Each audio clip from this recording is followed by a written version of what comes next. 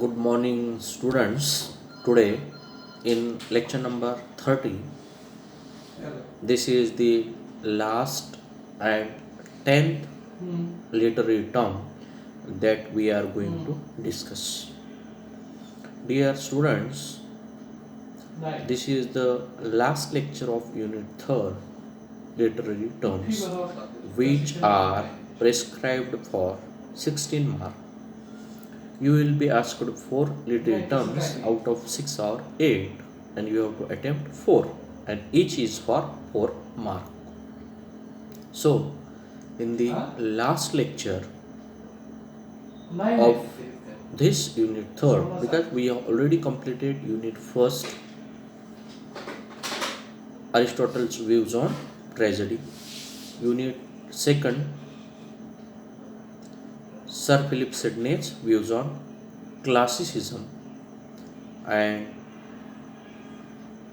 today we are concluding with the last literary term, imagery. Dear students, imagery is a literary device or which or two we call as a figure of speech also, because imagery means, in short, to use figurative language. Figurative means alankarit. Figurative language to represent objects, actions, ideas in such a way that it appeals to our physical senses. Physical senses means taste, touch, sight, smell and sound, जे 5 इंद्रिय आहेत, ज्याच्यामध्ये आपण म्हणतो टेस्टसाठी जी जीभ असते, touch करण्यासाठी स्किन असते, साईट बघण्यासाठी डोळे असतात, स्मेलसाठी नाक असतं आणि साऊंडसाठी कान असतं. सो imagery means the figurative language, means to use figurative language to represent objects, actions and ideas which appeal to our 5 senses. As we know, as a literary device, imagery consists of descriptive languages that can function as a way for the reader to better imagine the world of the piece of literature. Whatever the piece of literature, it may be a Rape of the Lock, it may be or any poem. This imagery tries to make this literary piece as a unique, full with figurative languages that must appeal to our senses. आपल्याला ती चांगली वाटली पाहिजे ऐकायला, बघायला, वाचायला. At the same time, the piece of literature and also this imagery add symbolism to the work. Imagery draws on the 5 senses, just I told you, because imagery means the figurative language which represents, and it mostly gives its attention on the 5 senses. And after that, the use of imagery or using imagery helps the reader develop a more fully realized understanding of the imaginary world that the author has created. Means whatever the author, writer, means the poet has created, the imagery helps the reader to develop more fully realized understanding, because the use of proper imagery means the more understanding to the reader, the content, the depth and everything of that subject. Using it means using the imagery, it is thought that imagery makes use of particular words that create visual representation. Visual म्हणजे दिसणारे सादरीकरण. Hence, imagery makes use of particular words that create visual representation of ideas in our minds. Means visual representation of ideas in our minds.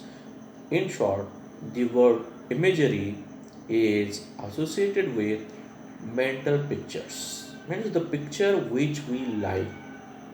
Means to the eyes are one comes under one senses associated with mental pictures. However, this idea is but partially correct.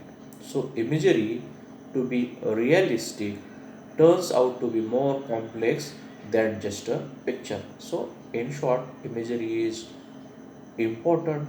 It is a figurative one, and it we can say that it we found in action, objects, and ideas in the literary pieces or literary work.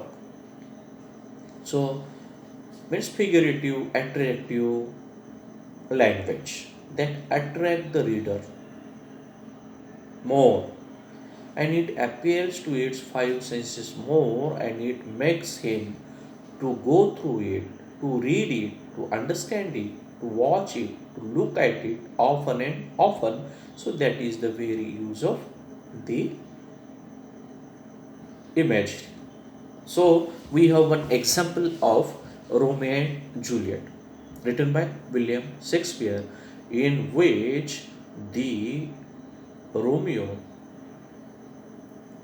imagery of light and darkness is repeated many times in Shakespeare's Romeo and Juliet. Sometimes Romeo appreciates Juliet or Juliet appreciates Romeo. So in the very Romeo and Juliet's Act First, Scene 5, the imagery is used.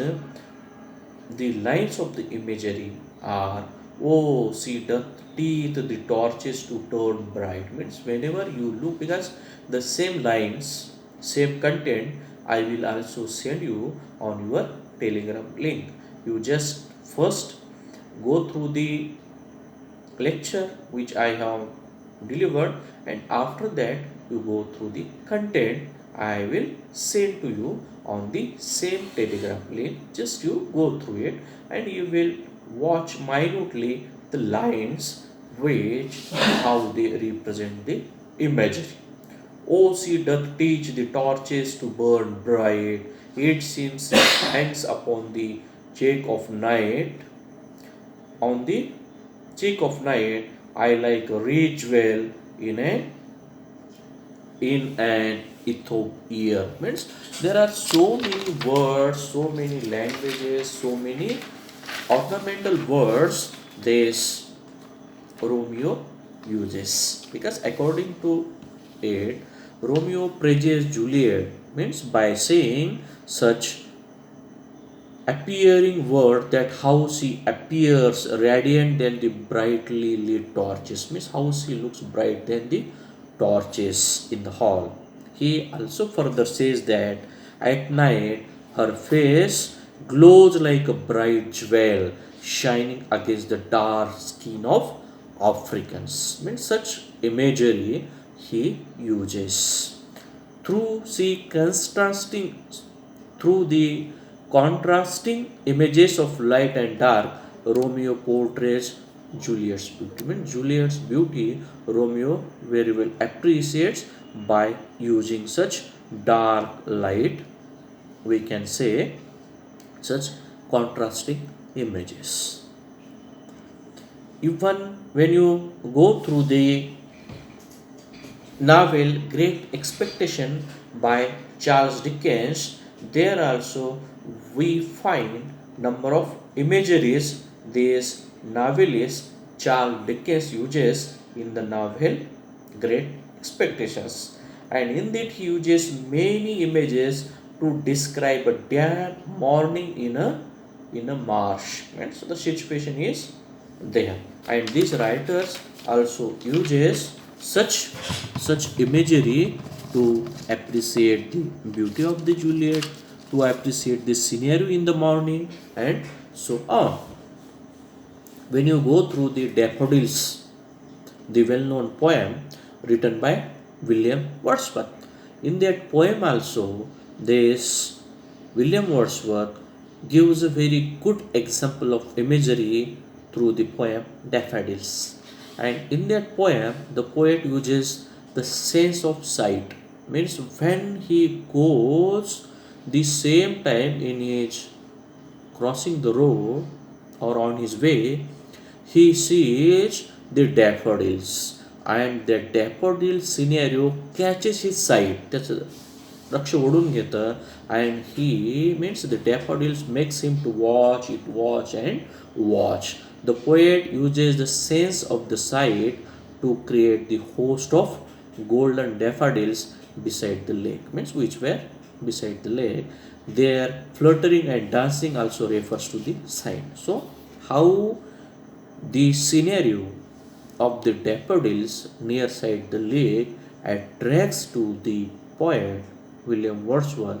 He explains in the lines as he says, I wandered lonely as a cloud that flows on high over valleys and hills, when all at once I saw a crowd, a host of golden daffodils beside the lake, beneath the trees, fluttering and dancing in the breeze. Means the scenario, the language he uses to describe the imagery means the daffodils, that is definitely attracts the eyesight, means the scenario definitely attracts the reader, and he totally engaged and deeply involved in that beauty.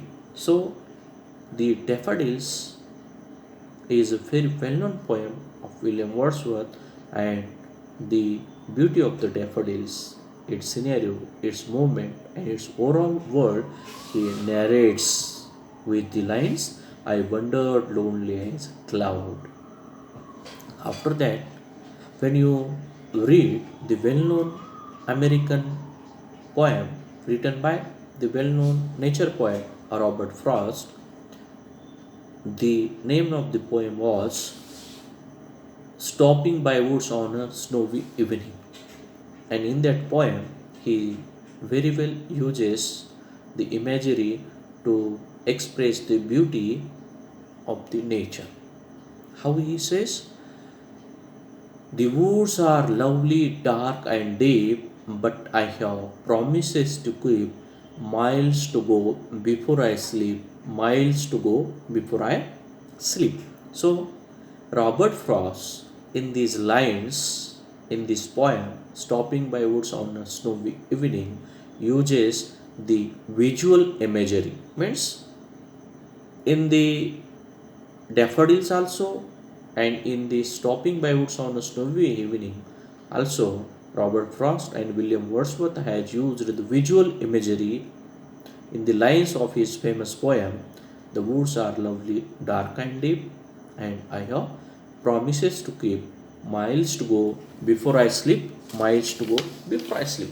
So my dear students, this scenario of the forest or the scenario of the daffodils or the beauty of the Juliet, how Romeo appreciate, are all these are the examples of the imageries, and imageries are of many types, and they are used in the literatures, mostly in poetry. Imagery examples are prevalent in all types of literature from cultures around the world, means they are prevalent, means we will found in each and every literatures which highlights the culture around the world or of the world. Poets, novelists, novelists, and playwrights use imagery for many reasons. One of the key uses of the imagery is that the imagery is a piece can help create mood such as clenched opening, It was a dark and stormy night. Means attraction, the catchy words. While this line is to be hackneyed for any author to actually use it, it is a good example of imagery in that the reader immediately pictures the kind of setting in which the story may take place. The particular imagery also creates a mood of forbidding. Indeed, even Shakespeare uses this type of opening for his famous play Macbeth also. The three witches in the beginning speak of the thunder, lightning, rain, and the fog and fill the air. I mean, such words attracts the readers, and so he takes keen interest in going further and further, means further reading. So the use of such imageries in the fictive world, the example of Macbeth, the thunder and the lightning that open the play symbolize both the storm that is already taking place in the Scotland and the one that is about to begin once Macbeth take over the throne. Means this is the scenario and the images that we hear or listen, so that it attracts the attention of someone, and it has also symbolism also which has a meaning. So such imageries, according to the writers, novelists, poets, are plays important role in each and every literary piece. And when we think about the function of the genre entitled imagery, we will come to know that different genres have different roles, though it may be imagery, symbolism, caricature, and so on. For example, fiction and dramatic genres help students and writers learn and improve their communication skills and looking at the subject. A poetic genre, on the other hand, enhances imaginative and emotional power of the readers. Non-fictional text and essays help readers develop analytical and persuasive capabilities. However, the major function of genre is to establish a code of behavior between the writers and audience and keep the readers informed about the topics discussed or the terms presented. So, in short, this imagery plays an important role which appeals to reader. It also a very hard and challenging work of the writers, though he may be a poet, novelist, playwright, because to catch the attention and to use such a hard language, difficult language, meaningful language is not a joke. Because when you go through the each and every poem's lines, though it may be of daffodils, it may be of stopping by wood in the snowy evening by Robert Frost, or it may be of the Ottoman by John Keats, or the language of Romeo used by William Shakespeare while describing the beauty of Juliet. So each and every word used by the poets, novelists, and we have seen used by the novelist by Charles Dickens, novelists, poets, and the playwrights. Language is very difficult, so the imagery definitely catches the attention of the readers, and also it gives the interest, creates interest in the minds of the readers, and it definitely useful. And so imagery plays important role in literature in general and poetry, novels, and plays in particular. So my dear friends, with this imagery literary term, I stop here. With this I stop here. Thank you very much.